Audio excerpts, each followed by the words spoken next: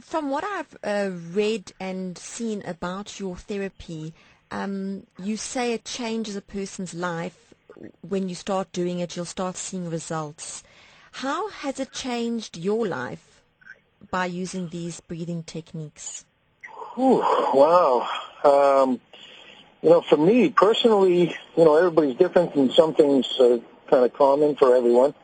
But for me, I kind of discovered that breathing was sort of like another sense organ, that I get information through breathing in the same way that you get information about people from the expression on their face or the tone of their voice or their posture, body language, that when you focus on breathing, your intuition really gets better. You sense, by tuning into the breathing, I sense what's happening with people, and it's also been a no-brainer for stress. I'm a master at coping with stress, and I can be comfortable in situations that I could never be comfortable in before, and that most people can't possibly be comfortable in. And through the breathing, the ability to tune in, to center, to release tension moment to moment, I can move into some really serious, uncomfortable situations with real ease and grace, and maintain my poise and maintain my center. And so for me, breathing is a way to clear my head really quickly, a way to settle my stomach when my nerves get activated, a way to calm my nerves, a way to open my heart to be. We have these times when we do something or say something, and then you look back and you go, "Oh God, why did I say that? What was I thinking? Why did I do that?" Yes. And breathing puts me ahead of that. I don't find myself in that situation anymore. Looking back and wishing, I kind of wake up in the middle of an experience, and the breathing keeps taking me back to my center, reminding me. That's how it's really changed my life. I'm more aware of how I'm breathing in different situations, which is a real key, because every psychological state, every emotional state, every physiological state has a specific corresponding breathing pattern. The way you breathe when you're calm and relaxed is different than the way you breathe when you're upset and afraid.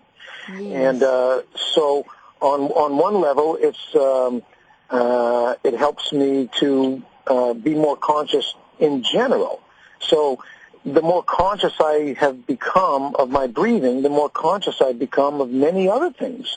Subtle changes in my energy, subtle tensions in my body, subtle cues from other people. It's like the more aware you become of the breath, the more aware you become, period. The more aware, the more conscious you become of breathing, the more conscious you become in general. And so the breathing is a way to hone and refine and expand this ability we have to be conscious. I mean, everyone is conscious of some things and totally unconscious of others. And so the practice of breath awareness or conscious breathing has the ripple effect or the side effect of bringing automatically more consciousness to everything. How does it differ then from meditation? Meditation is a big part of it because the practice of breath awareness, noticing your breathing, what muscles you use, the sensations of breath, the movements of breath, that is meditation. So without even trying to meditate, we are developing meditative awareness through the practice of watching the breath, consciously being aware of the changes in our breathing when someone is insulting us, when we're stuck in traffic, when we're listening to music, and then just turning your attention to the breath in those moments. That is meditation. Yeah. Do people take this sort of therapy seriously? The cynics or the, people in the medical profession? What has been your experience in those circles? Breath work is it's a required module in psychotherapy training in most of the major schools in Europe, for example. There's a breath work module as part of the psychotherapy training. We've done a lot of work because if you have some imbalance of dysfunction in your breathing, it underlies attention deficit disorder, chronic fatigue, certain emotional tendencies. If you're breathing high in your chest and shallow, and every time you hear a noise, you take one of those breaths, you're sending emergency signals to your nervous system, and if that becomes a habit, then your system is constantly on alert simply because of your unconscious breathing patterns. And so when you consciously slow the breathing down, breathe into the belly, become conscious of when you're tensing your shoulders and neck and holding your breath, and you simply unravel that, lots of illnesses and tendencies towards illnesses just disappear. What to you is the ideal state of breathing? Generally, you want the breathing mechanism to be anatomically, physiologically, structurally sound.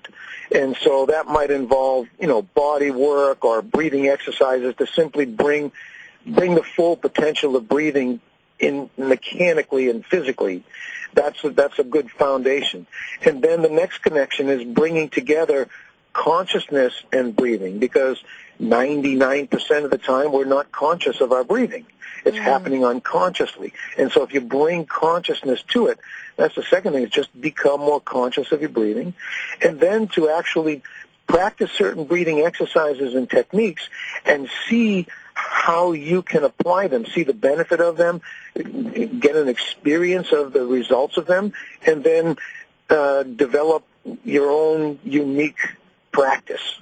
And that's what I'm encouraging people now. I give them, here's 50 different breathing exercises or techniques or meditations. Now, pick a couple, play with them, and you don't have to trust anybody else. You practice something, you have a certain result, and you're your own scientist.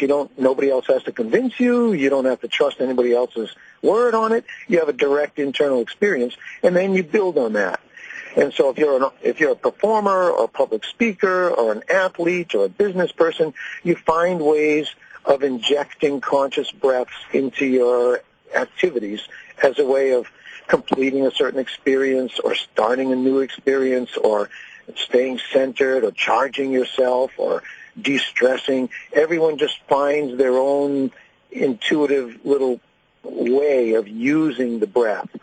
But it starts with just becoming more conscious of it and then looking for flaws and limitations. For example, I encourage people to breathe quickly, breathe slowly, breathe high in your chest, breathe low in your belly.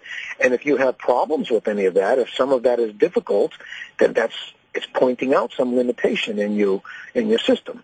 So you might practice in that direction. But everyone is quite unique, so there's no single answer to that. There's no one right way to breathe, depending on the metabolic demand, depending on your emotional state, what activity you're involved in. Different breathing patterns naturally will happen. I mean, if you begin to run up a hill, you don't have to think about breathing. The activity of running stimulates the breathing for you. Yes. And so it's like that in any situation. Once the breath is free and full, it adjusts itself to suit the particular energetic need of each moment, if the breathing is free to do that. But if you have muscular tensions that restrict the breathing, if you have emotional fears that cause you to hold your breath, then the breath is not free to do that. It's not free to adjust itself to best serve the changing states of the changing